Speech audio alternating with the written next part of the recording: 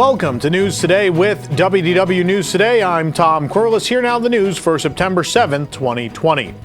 According to the Orlando Hotel and Restaurant Workers Movement Facebook page, some Walt Disney World cast members will be receiving a pay raise next month. Disney will implement the pay raise on October 4th. Food and beverage cast members will receive a $1 raise from $13 to $14 an hour. Housekeeping cast members will go from $15 to $16 an hour. Any worker who earns above the minimum pay will get a raise of 75 cents. The pay raise was already a work in progress before the closure of the theme parks due to the COVID-19 pandemic. The news comes just after thousands of cast members learned of furlough extensions, possibly through November. Cast members were recently lining up in the early morning for a food bank organized by Unite Here 737. Most Walt Disney World Entertainment cast is remaining furloughed as well, as their shows are closed indefinitely, and several attractions, restaurants, and hotels have no confirmed reopening dates. So obviously those furloughed people will not be getting a raise, but those who were called back who do fit those categories will. As we expected, Labor Day weekend brought the crowds to both Walt Disney World and Universal Orlando Resort. Wait times were longer than we've been used to seeing, and the crowd levels are high around the theme parks in the Orlando area. While Universal Orlando actually reached capacity, Walt Disney World also reached its capacity, which seemed much more manageable if you were in any of the four parks. But there were no park pass reservations remaining for any, and so they put out signs both at the parks and at various transportation systems, including the one you're looking at now, which is at the Riviera Skyliner Station. On the top of the sign, it warned guests in bright, bold white text that park reservations are required. And beneath it reads, quote, "All guests must have a theme park reservation and valid ticket for entry. Theme park reservations are no longer available at any park." Along with this, we were also informed that all recovery spots for park pass reservations were not available. These recovery passes were useful if guests ran into an error while attempting to book a pass or some other technical issue, or they booked the wrong park or whatever. They had in the past been able to fix park passes even when it showed no availability, but this weekend they were not budging. The Walt Disney World Railroad has now been closed for almost 2 full years. Yeah, that's right. It has been almost 2 years. And is set to remain closed until 2021 with the construction of Tron Light Cycle Run continuing. Though an exhibit featuring one of the trains had been operating at Fantasyland Station prior to the park's closure, the exhibit has not reopened with the park. It was recently blocked off from view by planters. When we visited the station recently, a portion of the railroad was still blocked by planters, but we could see that the track in this area had been removed. The track previously ran where there is now just dark gravel. The track has been removed from at least in front of the station heading into the construction site.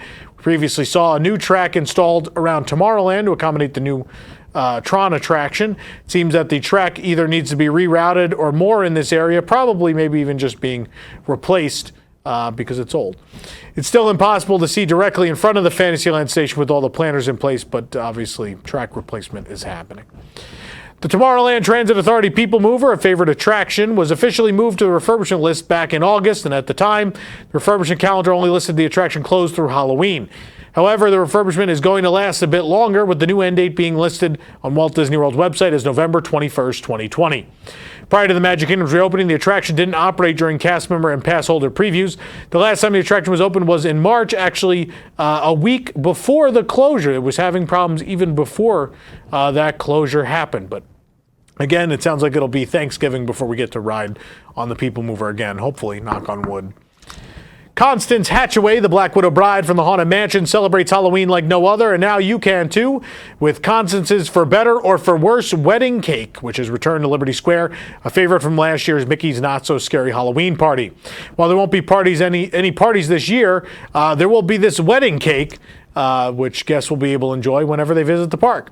We found it at the Liberty Square Market for $6.29. We got to try it out last year. We were pretty pleased with it. It's a good dessert. Make sure you pick it up. If you want to read all about it, you can do so on our website. When the spooks have a midnight jamboree, they break it up with fiendish glee. Ghosts are bad, but the one that's cursed is the Headless Horseman. He's the worst. And now he can come home galloping with you for Halloween, topping his own special Dole Whip float from Sunshine Tree Terrace. The Headless Horseman rides again as a very strawberry float featuring strawberry Dole Whip mixed in with strawberry Fanta and served with a curly straw with the Headless Horseman hanging from it. To read our full review of this new item, you could also head on over to WDWNT.com. This week's One Day at Disney short on Disney Plus gave us a first look at a slightly different appearance for the lovable purple pigment known as Figment, the mascot of EPCOT and the star of the many incarnations of the Journey into Imagination attraction. This week's episode focuses on Alice Taylor, a VP of Content Innovation at Disney's Studio Lab. From drones to augmented reality, Taylor uses innovation and emerging technologies to continue pushing the boundaries by which content can be created and shared with people around the world. In this episode, we get to see various Figment designs by story artist Nak Young Choi as he shapes and carves a physical clay model of the character in order to create a 3D rendering for VR capabilities and more. You notice the designs are a stark departure from Figment's usual look, and although the dragon has taken on a number of shapes as seen on merchandise over the past couple years, this is one we haven't seen. Disney Parks has yet to review these models, and for the sake of character integrity, they will. Do note that the episode did not state a purpose or specific project for these Figment designs, so it's unknown if this is actually something for the park. However, given Studio Lab's involvement with the Walt Disney Animation Studios and beyond, this could be for something more along the lines of an online series. Maybe, who knows, we could be hopeful of a Figment educational series again, right? But for now, we don't know. We don't know what it's for. Hopefully not a new attraction because we want to see Figment how he's supposed to look, right? School bread, the delicious favorite dessert of EPCOT, has finally returned to the Norway Pavilion with a special frozen twist. This classic toasted coconut sweetbread with custard is now topped with a sugar Olaf. While usually housed in Kringla Bakery Og Cafe, you can currently find school bread at a snack cart in front of the Norway Pavilion for $4.25. Every day brings a new update to the upcoming France Pavilion expansion at EPCOT, and most recently we saw landscaping starting around the pavilion, but now we found the signage for Le Creperie de Paris. The sign for the establishment is done in a classic French style with the colors mainly white and accented with blue and red. Le Creperie de Paris is written beautifully in the middle in a darker blue to make it pop and sure to stand out to guests as they stroll along the sidewalks. Le Creperie will offer table and quick service options featuring a menu from celebrity chef Jérôme Bocuse, who also heads Le Chefs de France. This expansion, along with Remy's Ratatouille Adventure, was originally scheduled to open this past summer, but has since been delayed with no updated date. If you've been collecting the series of EPCOT attraction poster serigraphs that launched last year at the D23 Expo, get ready to pay homage to some of the park's most beloved celebrations and nighttime spectaculars, including the Millennium Celebration, Illuminations Reflections of Earth, and the upcoming Harmonious, part of the World Celebration collection. However, there's one part of the EPCOT transformation that may be on the chopping block, and that's the World Celebration Festival Center. Typically, these posters are released in sets of 4, but September 7th's release, including the Millennium Celebration, Harmonious, and Illuminations, yet despite being called the World Celebration Collection, is missing the World Celebration poster, which featured the planned multi-story festival center. That was not released. Initially, Disney Parks had advertised the new pavilion as a massive 3-level structure for various events and festivals. Quote, "This new pavilion will be the perfect place for live events and home base for EPCOT's signature festivals. It'll provide a stunning elevated view of the entire park and an ideal spot to witness EPCOT's nighttime spectaculars. This beautiful 3-level structure will have one of the most remarkable architectural designs at any Disney park, featuring a plaza level, a middle expo level, and a park that sits in the sky on the top level." While Walt Disney World has announced that work will resume on the new neighborhood of World Celebration, which will bring new dining, retail, and entertainment to the center of the park, Disney also recently stated it'll be taking, quote, "a different approach to the previously announced festival location," fueling rumors that the project has been scrapped altogether. In addition to the poster being withheld, it's also worth noting that the model of the multi-story festival center has also been removed, along with other elements from Spaceship Earth, Our Shared Story, and the Cherry Tree Lane Mary Poppins project at the EPCOT Experience, which those have been announced to be canceled and are postponed indefinitely. Whether or not this festival pavilion will happen, only time will tell. Just weeks after it arrived, beer is no longer available from the Coca-Cola Droid carts in Galaxy's Edge at Disney's Hollywood Studios. The Blue Point Brewery Gold Squadron Lager was available at select carts beginning in mid-August, having previously only been at Oga's Cantina. According to cast members in the land, the change came after the Coca-Cola company was reportedly upset that non-Coca-Cola products are being sold at the carts. It would make sense. Coca-Cola likely funded or purchased these carts as part of a sponsorship deal.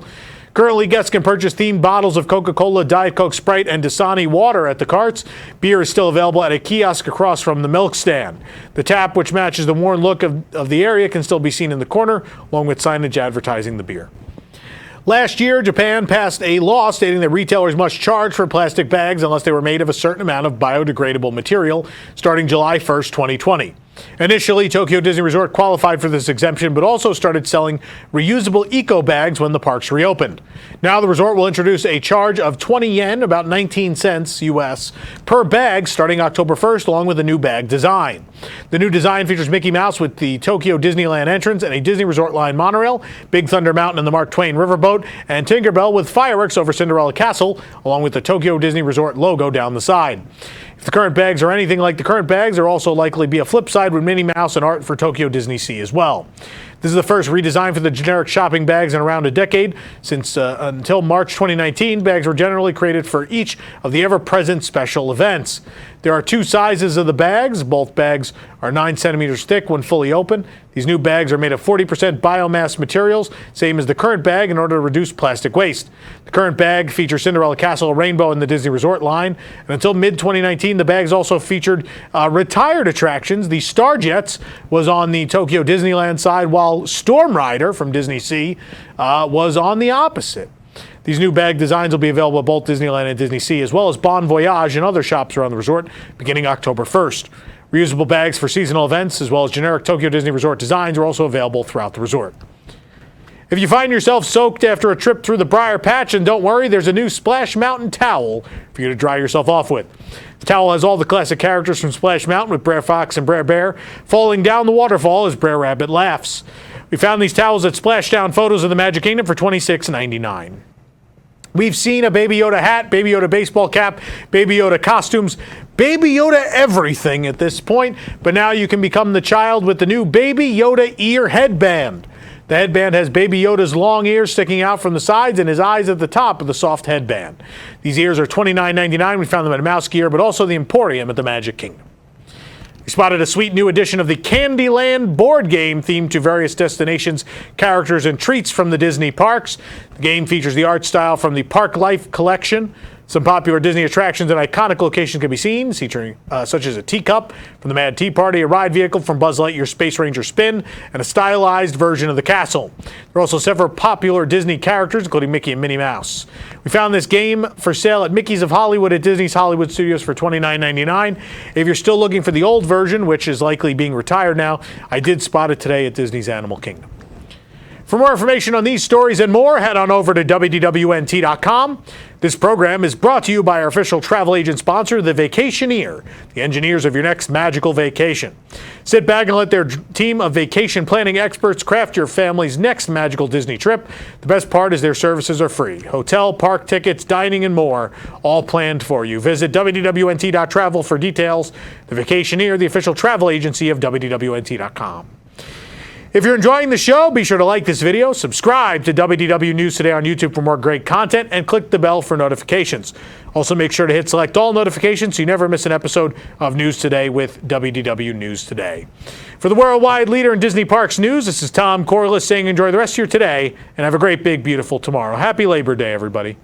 Well, everybody in the U.S. at least. 4 panelists, 30 minutes, 1 week in Disney Parks news.